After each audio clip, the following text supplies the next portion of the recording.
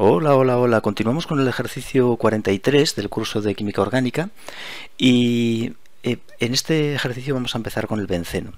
Vamos a hacer reacciones de las reacciones básicas del benceno, como por ejemplo reacción de alquilación, nitración, sulfonación, una acilación de Friedel-Crafts o una cloración. Benceno y derivados del benceno. Vamos a empezar por el primer apartado. Vamos a hacer reaccionar benceno con cloruro de terbutilo y un ácido de Lewis como el AlCl3. Bien, ¿qué ocurre cuando hacemos reaccionar benceno con un haloalcano? En este caso estamos ante un haloalcano terciario en presencia de un ácido de Lewis. Pues el resultado va a ser la reacción de alquilación de Friedel-Crafts y en esta reacción vamos a introducir una cadena carbonada en el benceno. En este caso en concreto el grupo terbutilo que posee el haloalcano que estamos aportando. Como subproducto se libera HCl, un hidrógeno que pierde el benceno que va en esta posición y el cloro del cloruro de terbutilo. Vamos a ver el mecanismo de la reacción. En una primera etapa se va a formar un electrófilo a partir del cloruro de terbutilo. El cloro se pierde muy fácilmente, pero incluso podemos ayudarnos del ácido de Lewis para que se vaya y así genere un carbocatión. Se forma un carbocatión de gran estabilidad, carbocatión terciario. Y a este carbocatión le va a atacar a continuación el benceno. La nube pi ataca con dos electrones al carbono del carbocatión y así se forma el enlace carbono-carbono. La carga positiva del catión terbutilo pasa al anillo aromático, que pierde su aromaticidad dando lugar a un catión ciclohexadienilo. Esta carga positiva se deslocaliza por el anillo y en una etapa posterior se produce la pérdida de este hidrógeno para rearomatizar la molécula.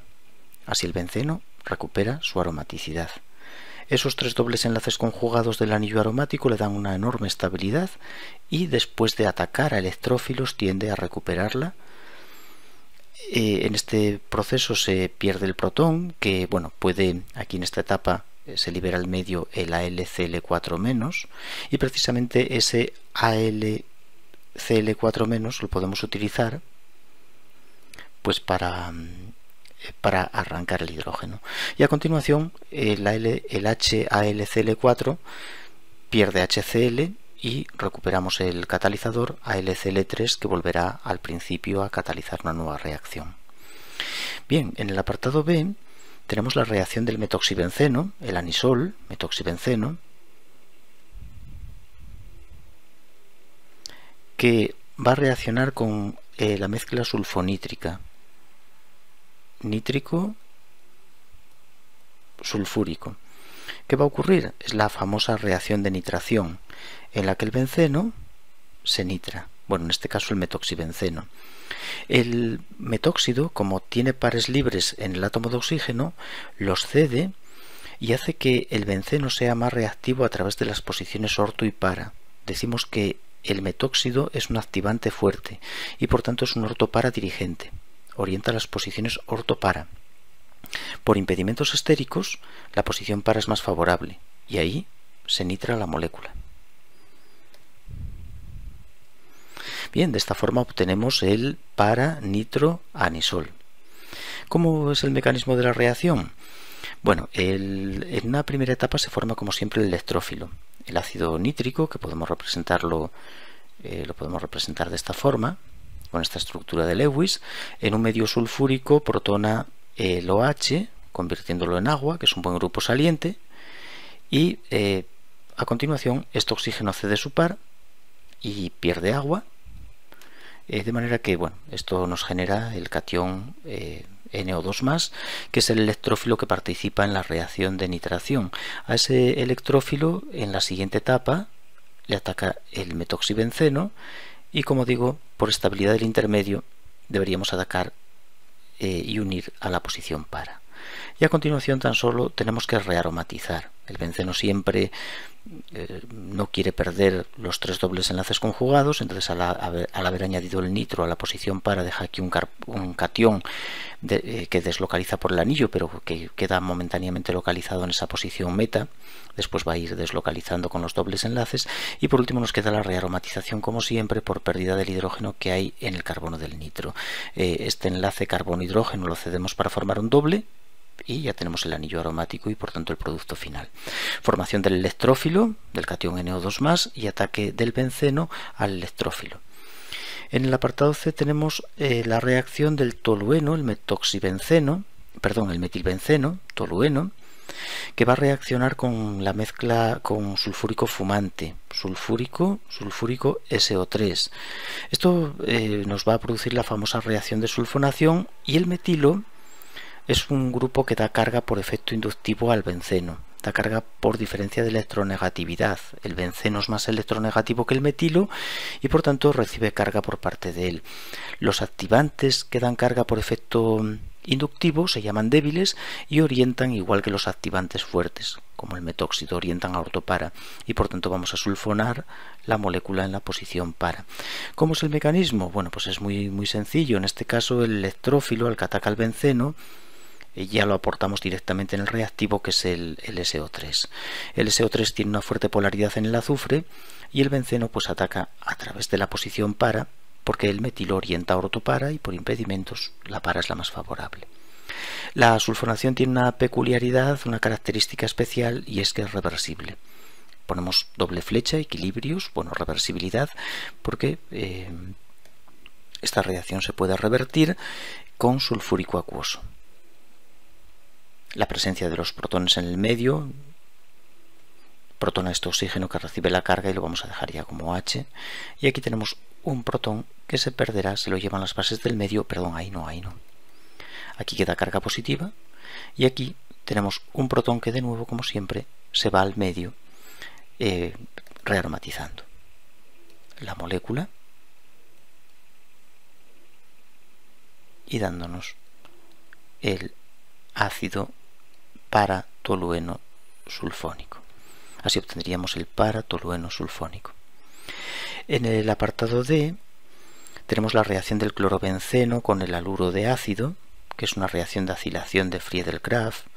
El cloro es un desactivante débil, roba por efecto inductivo, roba por efecto -I. Al contrario del metilo, el cloro hace que el anillo sea menos reactivo, lo desactiva por un efecto llamado inductivo, pero al tener pares libres también orienta a ortopara igual que en el caso del metilo o el metóxido, es decir, está activando las posiciones ortopara de la molécula. Y le añadimos el cloruro de etanoilo con un ácido de Lewis, que lo que va a hacer es acilar el benceno muy mayoritariamente en la posición para. Aquí nos va a aportar el grupo acetilo y así acilamos, se libera clorhídrico. ¿Cómo es el mecanismo? Bueno, pues el haluro de ácido, cloruro de etanoilo, en presencia de un ácido de Lewis como LCl3, que va a interaccionar con el cloro y va a tirar del llevándoselo, formándonos el catión acilo. Y este catión acilo a continuación es atacado por el benceno, en este caso por el clorobenceno, a través de este enlace de la nube pi, aportando, como siempre, el electrófilo a la posición para, que es la menos impedida, formando aquí una carga positiva que deslocaliza por todo el anillo, y como siempre aquí tenemos un hidrógeno que al perderse nos da el producto final. Y en el último apartado, en el apartado E, tenemos la reacción de la acetofenona que se va a clorar. La acetofenona es la metilfenilcetona. Esta molécula, voy a intentar dibujarla otra vez. La acetofenona es la metilfenilcetona y la vamos a hacer reaccionar con cloro en presencia de AlCl3, que actúa como ácido de Lewis, y va a clorar en posición meta. Clora aquí, en meta. ¿Pero por qué en meta? Porque el grupo acetilo es un desactivante, roba carga. Roba por efecto resonante. Saca carga del anillo de esta forma. Eso hace que el anillo se desactive y la posición meta es más favorable para la entrada de los electrófilos. La cloración tiene un mecanismo igual que las reacciones anteriores, emplea un ácido de Lewis para polarizar la molécula de cloro, de manera que este cloro tiende a irse y por tanto se genera aquí una fuerte polaridad positiva, y a ese cloro polarizado positivamente le ataca el benceno. Y para que el intermedio sea lo más estable posible, como aquí tenemos un grupo acetilo que roba carga por efecto resonante, tenemos que colocar el electrófilo en la posición meta. De esa forma obtenemos un intermedio de mayor estabilidad. Esto también tenemos en la lista de reproducción del benceno, pues tenemos todo explicado con más detalle de, bueno, por qué ocurren estas cosas, ¿no? Y ahora aquí hay un hidrógeno que de nuevo se va a perder, rearomatizando el anillo y dándonos pues la metacloroacetofenona. Bien, este es el pequeño repaso sobre las reacciones, las 5 reacciones fundamentales del benceno y por qué los grupos orientan a diferentes posiciones dependiendo de que den carga o roben. Los que dan carga, activantes fuertes y débiles, orientan ortopara, yendo el electrófilo preferentemente a para, mientras que los desactivantes fuertes como el grupo acetilo de la acetofenona orientan a la posición meta, porque eso conduce a un intermedio de mayor estabilidad. Bueno, y en el siguiente ejercicio vamos a continuar con el benceno y ya vamos a hacer reacciones de síntesis de derivados del benceno. Por ejemplo, en el apartado A vamos a convertir benceno en la metabromanilina, o convertir tolueno en los ácidos ortometapara nitrobenzoicos. Eso lo hacemos en el siguiente ejercicio.